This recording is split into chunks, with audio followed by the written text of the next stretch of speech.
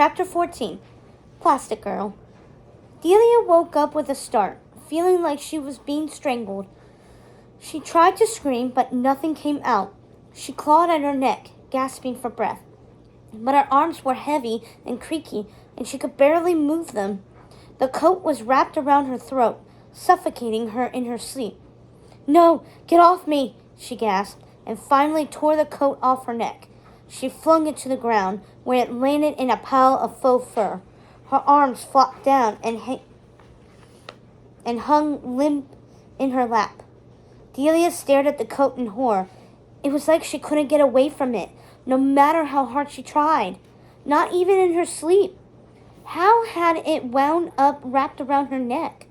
It took a minute for her to catch her breath. Light was streaming in through her window. It was morning, time for school. Snowflakes drifted down, powdering the streets. Her eyes darted to the coat. She'd have to wear it. It was the only coat she had. She donated her own coat to the thrift store and left the puffer coat that she bought with her gift card on the mannequin of House of DeVille. If she left it at home, Mrs. Smith would find it and be angry. Or worse, it would just follow her to school. She shuddered, not wanting to put the coat on again, but feeling trapped. Delia flipped her phone on. After yesterday's disastrous post, her pick-perfect ranking was way down.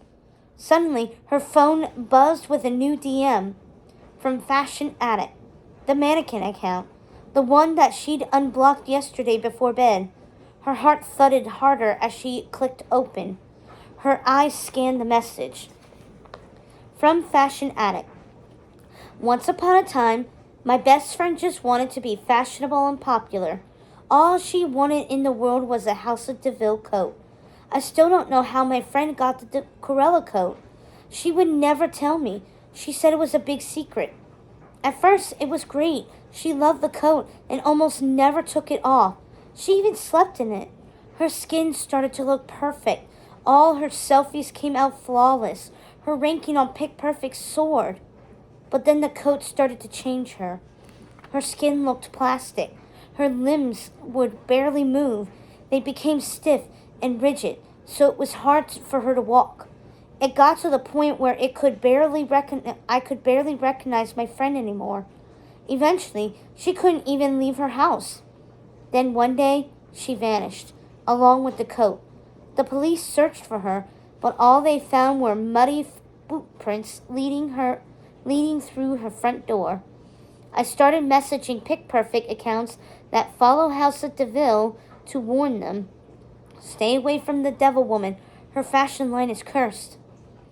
Delia stared at the message in shock, then quickly shut her phone. Her heart was hammering. Sweat broke out on her forehead.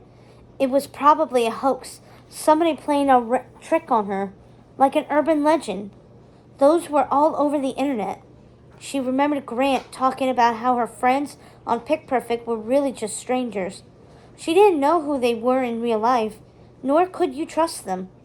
Delia hit block again, shutting the account so no more messages could come through. She struggled to steady her racing heart, but some details from the story were impossible to ignore. She glanced down at her hands with their plastic sheen. She bent her elbows, but they felt tingly and stiff. Above all, the detail about the muddy boot prints was super spooky. In her nightmare about the stolen puppies, she had seen muddy boot prints in her kitchen. Was that some kind of sign? "Delia, it's getting late. Are you ready for school?" her mother called up the stairs. "Almost," Delia called back in a croaking voice. She had no choice. She quickly changed her clothes and slipped on the coat, feeling like it weighed 100 pounds. She'd have to figure out a way to get rid of the coat for real this time. But how? Delia arrived at Gilded Crest and scanned the hall for Harper and her glam posse. They were clustered by Harper's locker, twirling her hair and wearing their House of DeVille boots.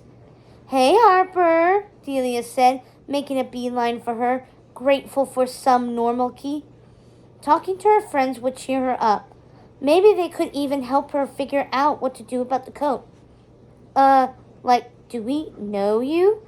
Harper said, giving her a strange look, like she didn't recognize her.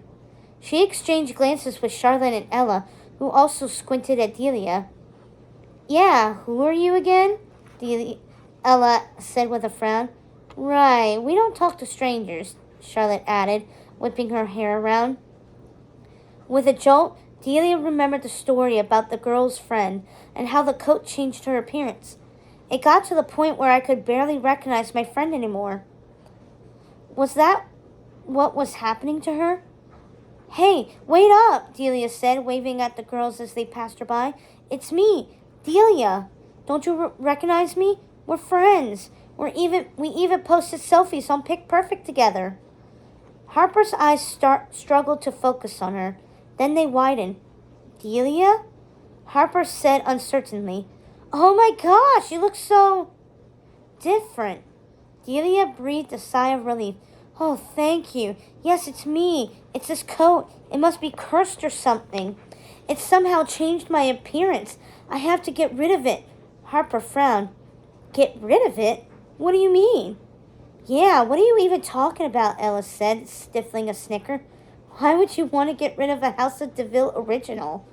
I'd give anything to get my hands on a gorilla coat. Exactly. Why are you acting so bonkers? Charlotte added with a smirk. The glam posse burst out laughing. She thinks the coat is cursed. That's hilarious, Harper snickered, her eyes fixed on Delia, then narrowed. Maybe you're just not cool enough to pull off House of DeVille. Delia felt her cheeks flame red hot. She had thought these were her friends, but now, when she needed help, they were laughing at her. Suddenly, she realized just how right Grant was about these girls.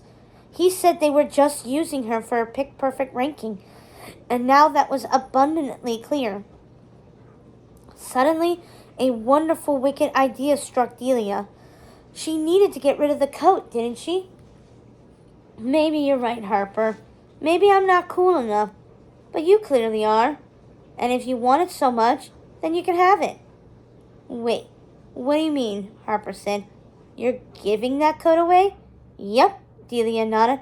That's exactly what I'm doing. She felt slightly off-kiltered. Just a few days ago, Delia would have done anything to get a House of DeVille coat. Now all she wanted was to get rid of it. She was certain that the coat was cursed. But Harper was so awful. If anyone deserved a cursed coat, it was her. Great, then hand it over, Harper said, calling her bluff. She held out her arms. Relief washed over Delia. She was sure this would work. If she gave the coat to someone else, then it would stick to the new owner. And she'd be rid of it for sure. Delia gripped the sleeves, trying to shrug them off her shoulders. But the coat clung to her. It tightened around her body like a vice. The more she struggled, the tighter it cinched. It didn't want to let her go. Delia struggled with the coat, doing everything that she could think of to try to wrench it off her body. But it wouldn't release her. She ended up red-faced, out of breath, looking ridiculous, and still unable to take it off. Harper and her friends watched the pitiful performance with wide, shocked eyes. Then they burst out laughing again. Wow, she really is bonkers, Harper said. Come on, girls, let's get out of here. They marched off, leaving Delia sweating in her coat. This was not good. Delia bolted for the bathroom, but her joints felt even more tingly and stiff now. She ended half running and half hobbling.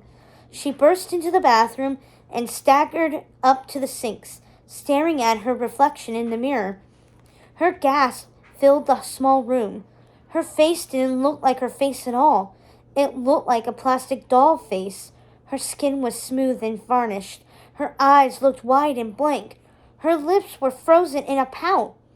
No, not a plastic doll. She looked like a mannequin, like the ones displayed in the fancy storefronts on Michigan Avenue. The coat hugged her body, mocking her. No wonder Harper and her friends hadn't recognized her at first. She backed away from her reflection in a panic. You did this to me, Delia whispered, tearing at the coat in horror. But it clung to her. It still wouldn't come off. Her heart hammered against her rib cage. Her mind raced trying to think of anyone who could help her. Only one person leapt to mind: Grant. Delia rushed from the bathroom and scanned the hall. She spotted him by his locker.